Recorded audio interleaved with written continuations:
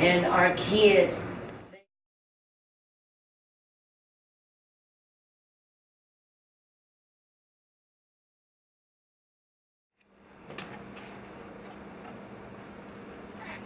ready? Hello, Ready. everybody. I'm Barbara Boyd. I chair the Kentucky Alliance Against Racism and Political Repression, and we're here with some community partners, which will introduce yourselves. I'm civil rights activist George Fields, founder and president of Beacon Life Hope Movement. I'm Nancy DeMontra, and I am a board member of the Kentucky Alliance. I'm Milton Seymour, chairman of the Justice Resource Center of Kentucky. I'm Chris Phillip, and I'm a member of the Kentucky Alliance.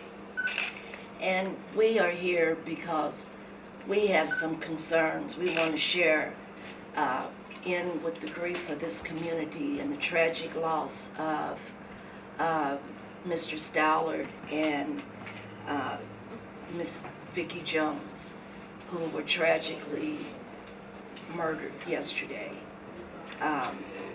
We want to encourage the entire citizenship of Metro Louisville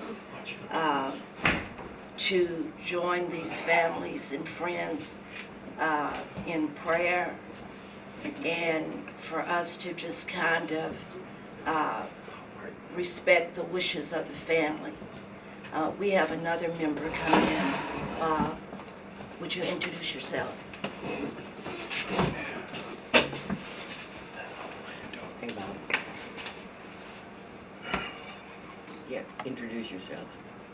Say who you are. Oh, I'm Bob Cunningham. And Bob is on the Braden Center board. We also call upon the community to stay strong and not become engaged in any behavior which makes us less than who we really are.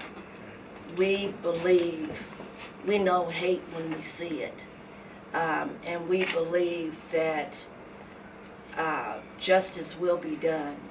We intend to follow the legal process and also think about the court system. Some of the things that we understood was that that the shooter was on medication and maybe had been off of it, which caused him to do this drastic deed.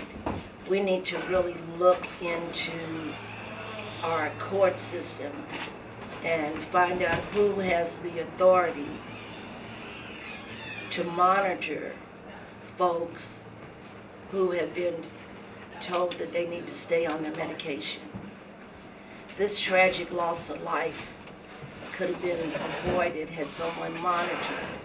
Also, when the courts instruct you to turn in any weapons you might have, who follows up and monitors that? But right now, our prayers are with the families and friends of the family. And if there's anything that we could do, please don't hesitate to reach out to us.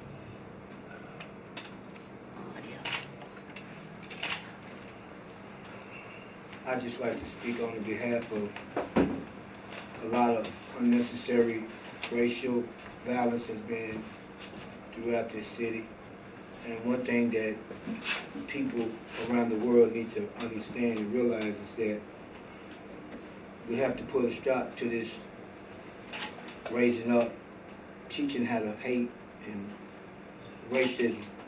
It's in all nationalities. It's just not Caucasians and blacks. It's all nationalities that has this racial situation where they just keep feeding it and feeding it and feeding it to where now the monster done got so big to where it's out of control for the people that can help it. So if we can pay attention to the hurt that it brings to everyone, you know, there's a lot of Christians in the city that don't understand what's really going on and why haven't there been a solution with the Metro, like you were saying, with the court system to monitor these people that are on medication and throw them in jail instead of putting them in an institution to treat them for their medical illness. So So now we have to sit there and listen to this family grieve and try to sit back and wait to see what the high authority is going to do for him preventing this crime. Are they going to hold him accountable for his actions, regardless of who he killed? Because he went out and there was so many other people that were involved that could have been killed in this situation. So, me speaking for the Beacon Light of Hope movement and myself, my prayers go out to his family as well, because I'm quite sure they are very, very upset, hurt, if they have any kind of Christian in them. But all at the same time, the city of Louisville, all nationalities have to come together in order to deal with this beast, racism beast that we have in this city. It's in our kids that are young, 8, 5, 6. You hear them saying different slurs about this or that. They don't know that unless they told that. So we need to start speaking to them based on what God is and who God is and what God can do, instead of having them trained and teaching them about hatred towards certain individuals. Because right now, there's no certain nationality that needs help more than the other. We all live in this city together, and we all need help from the same person that created us all, God. So if we can get that across to the nation, and not only to the nation, but where we live and lay our heads and pay our taxpayers' dollars to these politicians and these high authorities, we need help to come to it with a solution on teaching our kids about God. Bottom line. I would just like to agree with President Boyd here that the questions that she brought up and the points that need to be answered, and so we don't continue to have this kind of problems. If someone's on medication, who's responsible for that person to take the medication? If they have weapons, who's responsible to make sure the weapons are out of the homes and those types of things? And I think it's been really said, what you're talking about. We don't want no hate or eye for an eye or anything like that, but to keep the neighborhood calm, and our prayers goes out for those families. Tragedy cause us to either Can become, we move the mic stand in front of her, please, so we can hear? Thank you very much. Just any way you can get them in. tragedies cause us to either become better or worse. And hopefully, this situation will cause all of us to look within ourselves and to start seeing what we can do to make our community a better community. Yes. For all of us.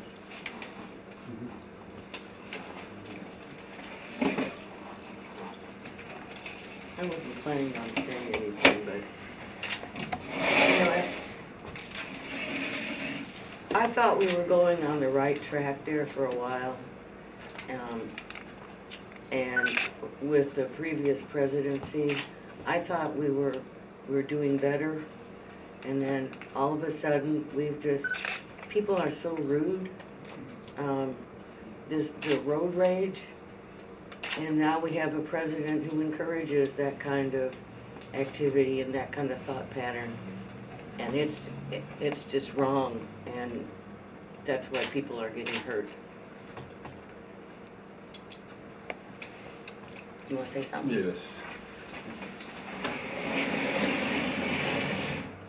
As a longtime resident of this community and probably the oldest person here, I'm not really surprised at what happened. I think there is those that are, and maybe it's people at the top who are maybe trying to wage a race war. I hate that. Yes. But as I say again, I'm not surprised, because I think the suspect that they're holding now is only one of the forces that kills us in this community. Poverty is a killer. Yes. Unemployment is a killer. Yes. Joblessness is a killer. Yes. All of these things kills us.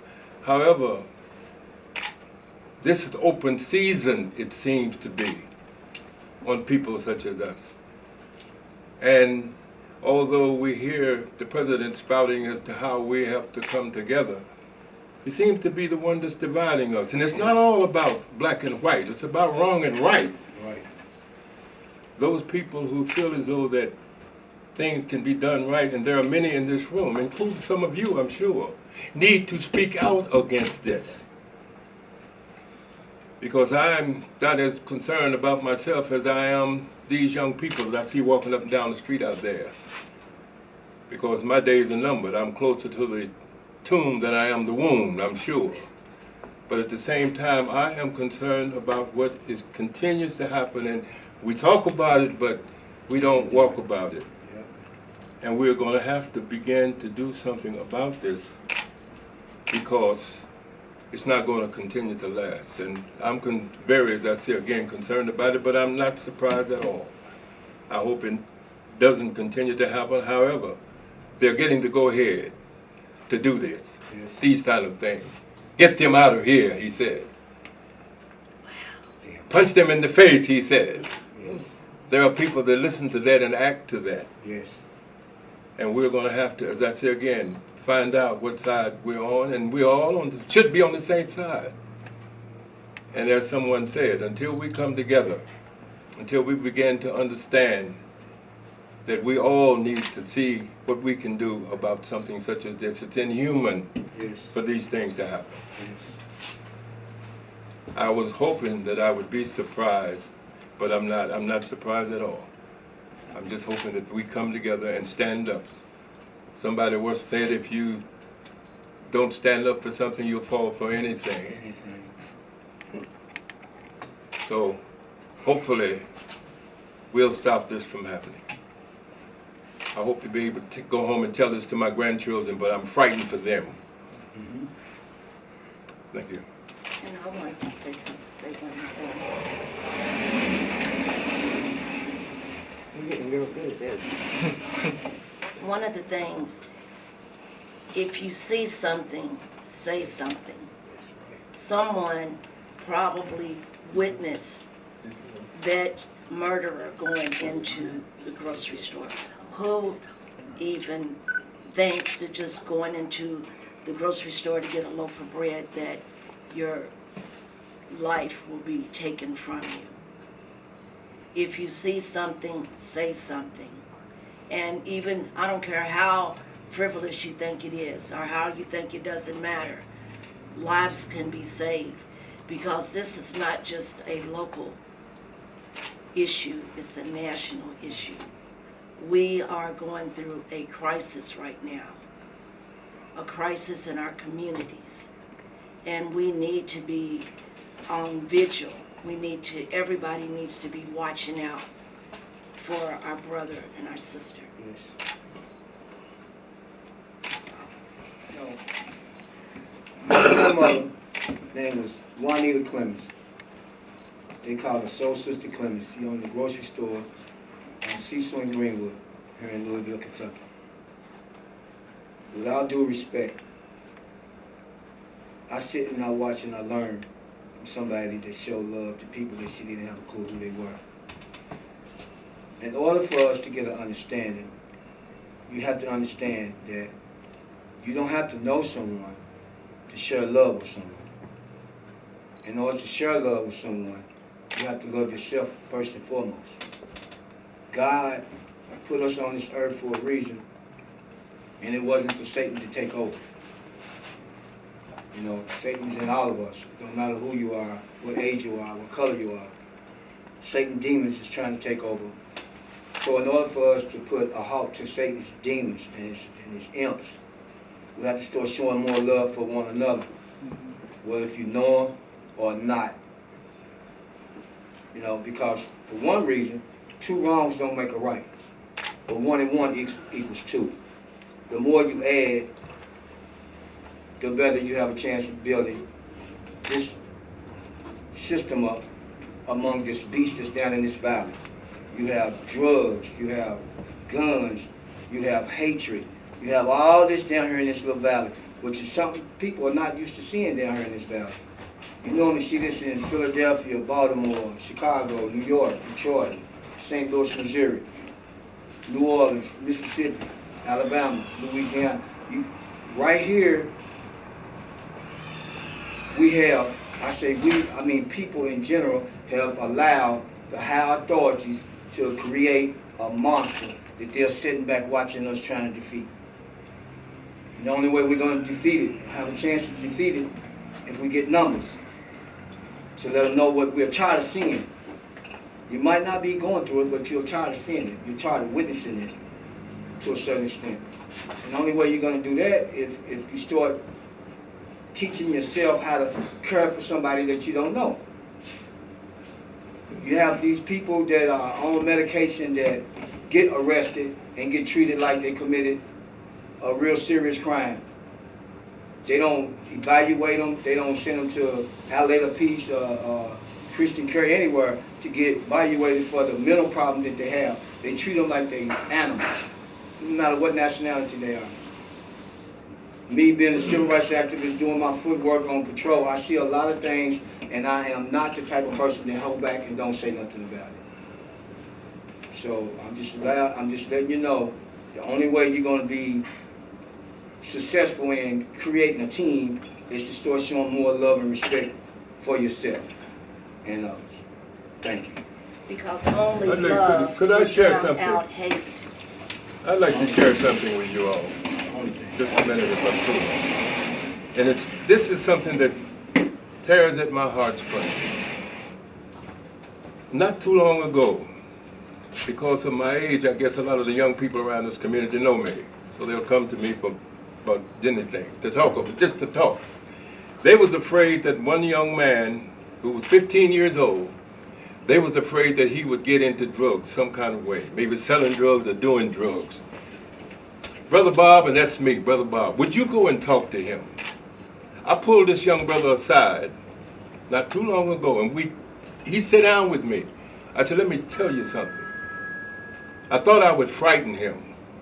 I said, do you know what drugs will do to you? I said, not too many people taking drugs live very long. They don't live to get 85 years old as I am. Do you know that? Now here's a 15-year-old kid. He looked me in my face. I said, drugs will kill you. You know what he told me? He said, Mr. Bob, dying is not hard. Living is hard. When a 15-year-old child can tell you that life is hard for him, we need to do something. There is no illegitimate children. Children belong to all of us. If we are not concerned about an old man like me, be concerned about the children in this community. Because they are the only living message that we'll send to a time that we won't see as our children. And they need, again, we need to see that they have some type of life. So all of us, you may not have ever been black and I have never been white. You may have never been old and I've been old, but you have been a child. So all of us owe them that much. So I'm hoping that we do it not for me, but do it for the children in this community. And I'm not talking about black children. I'm talking about children that suffer every day, and children in any part of this county suffer every day. Yes. Believe me that. Sometimes they don't tell you how much they suffer, but they do. Tell them. We owe them that much. We need to pay them that much. I want to say one more thing. We also want to pray for the young man that witnessed what happened with his grandfather in the store. We want to embrace him with our prayers and condolences. And if there's anything that we could do, please reach out to us. Because I tried to say this earlier, and I don't know if I got it in.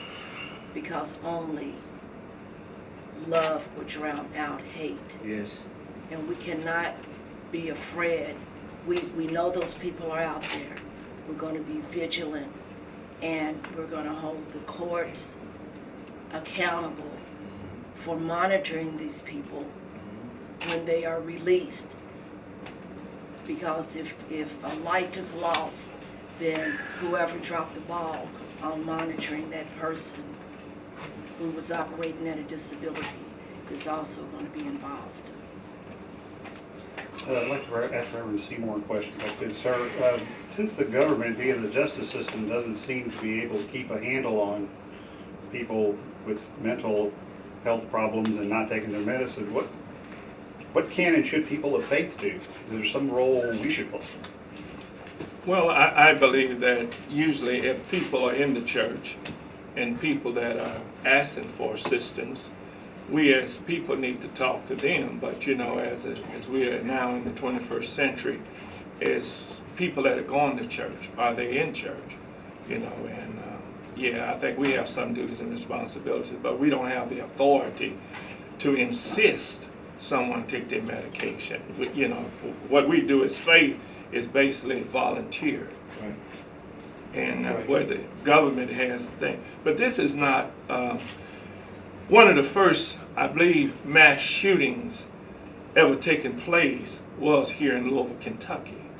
And that was the Standard Rivera incident some years ago, before we even heard of pretty much mass shooting. I think it might have been before the bell tower or after the bell tower. But that was one of those things that was credited in this city.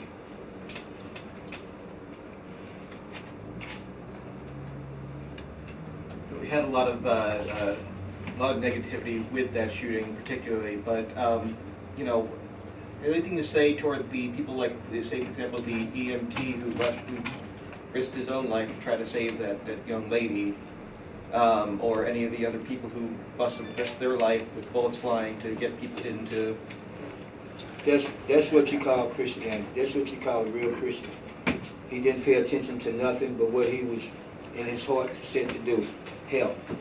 So and that's great, and I congratulate. I wish I could see him so I could reach out and tell him I love him, because he tried his best. And if you paid attention, he was sitting up against the pole. He was in a daze. He had never ever thought in all the years that he would probably work for an EMS company that he would have to be experiencing something like he experienced. He didn't pay attention to who got shot and who's doing the shooting. All he wanted to know, all he felt like is what he had to do was help. If we can get more of that, we'll be pretty good. We'll be successful in getting the crew that we need together. There are people out there that are tired of seeing this killing. There are people out there that are tired of seeing this racism that's going throughout our young youth today. Because, like Mr. Bob said, we're old. So why would I teach a young child, no matter what his nationality or her nationality is, how to grow up and hate someone because of the color of their skin? Because, I'm to the point where I'm making it through all of this. From what I seen when I was a kid, born in 1962, we had to paint certain things on our windows. My grandmother had to paint certain things on her business to keep people from tearing it up, burning it down because of a riot. What did a riot prove? To me, it proved a lot of good and a lot of bad. But now is not the time to explain that. The time to explain now is to teach our kids how to love one another regardless of what you might hear at the supper table, or what you might hear in the gym class, or the classroom, or in the streets. You have to teach them that love, like Sister Boy said, it would drown out all hatred. But you have to get started somewhere. How much more killing do we have to go through in order to get these people? When I say these people, meaning us, the adults, and the young kids that are old enough to know. And a lot of them don't know who God is, and they're fully grown. They think because they got a couple of kids and a place of their own, and they can go out to clubs, and they're old enough to buy cigarettes or whatever, they fully grown. They don't have a clue what it means. To me, one definition of an adult means is that you teach positive and you explain what negative is. Preachers, ministers are supposed to be teachers. You got so many Satan imps out here that are taking over our kids right today. Look at your school system. This state almost went bankrupt. This United States of America, this country, almost went bankrupt. So now look what you got. You got President 45. Like Mr. Boss, whatever he says, they're going to go do it. Because they feel like he's got the authority to tell them do that. So in order for us to get around that, you have to start teaching love amongst ourselves. There was 10 to 15,000 women protested and went to the White House. He did not want to see none of them. Because women today are like women were back in the day. Their word is powerful. They are not sitting back anymore and accepting what the male is telling them not to do when they know it's wrong, when they tell them not to do things that are right. So in order for us to get that understood, we have to teach ourselves how to love one another like you would want somebody to love you. And that's just how I look at it.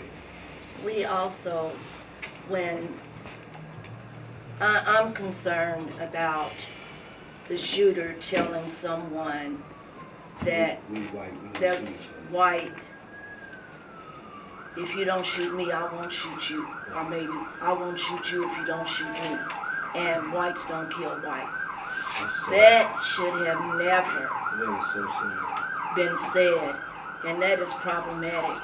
And that is the conversation we need to have. When he walked away after making that statement, when the killer walked away after making that statement, did the ball get dropped? We don't know. But maybe we have a lot of questions, a lot of concerns. Yes, we do. How can white people be better allies to people in the black community who are understandably feeling very attacked by this incident?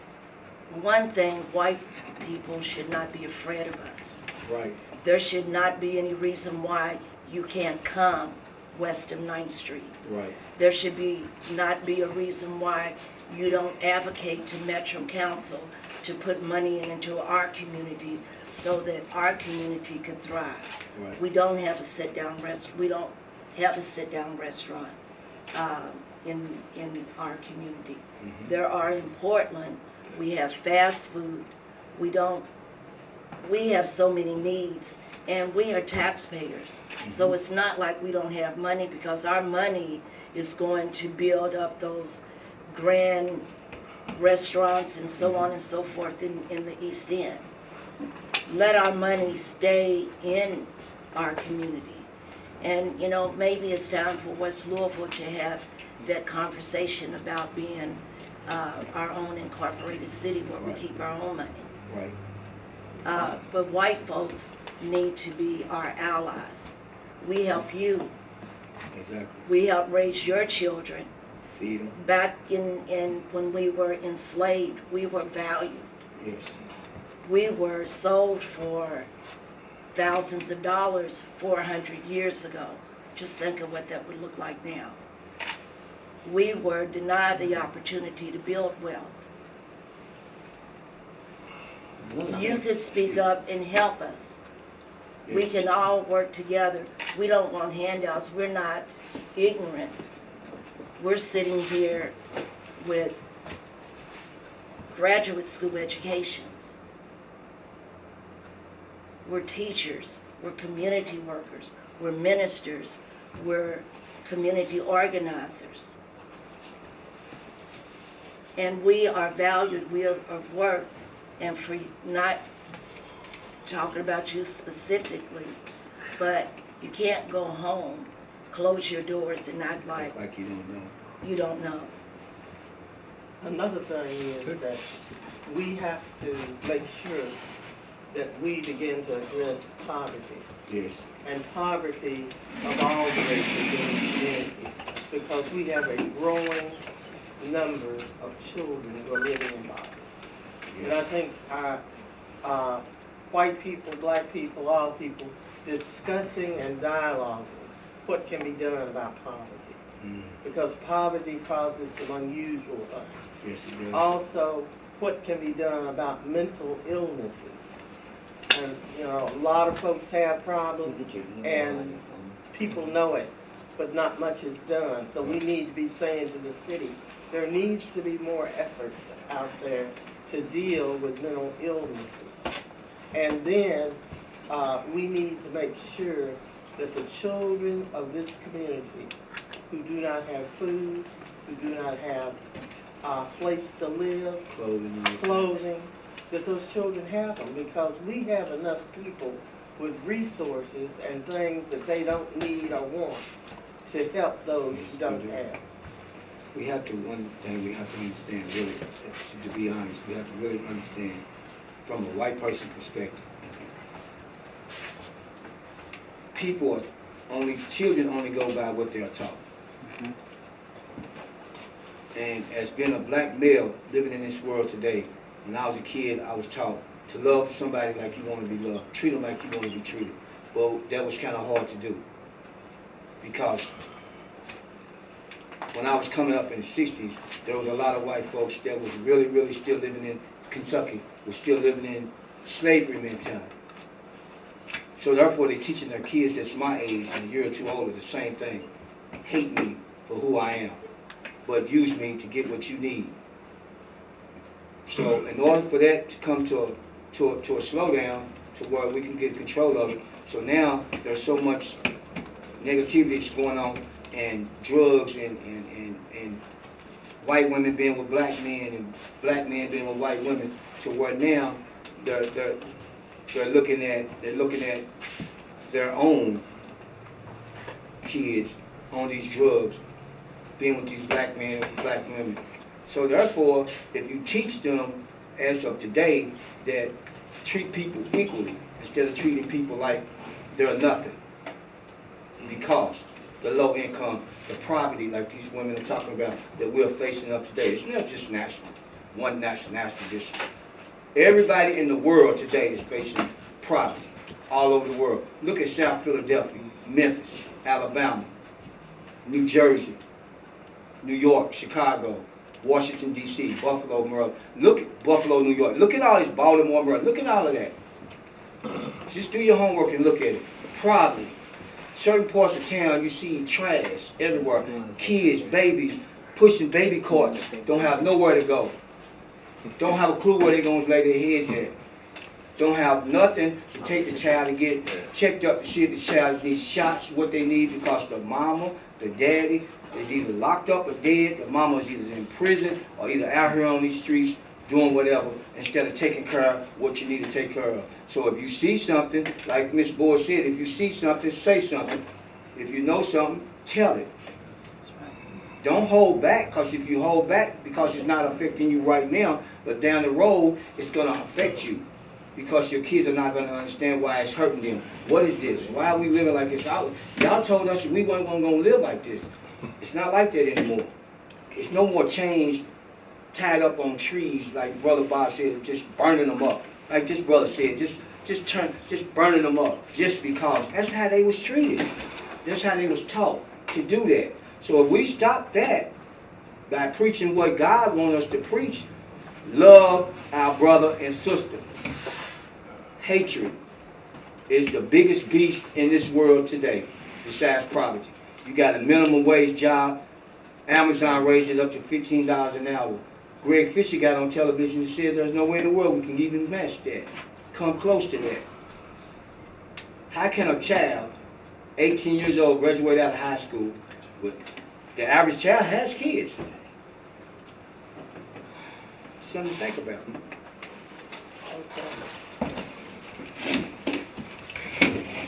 We as a people must, at some point, and we're probably late doing this, we must come to understand that you can't help people without helping yourself, and you can't hurt people without hurting yourself.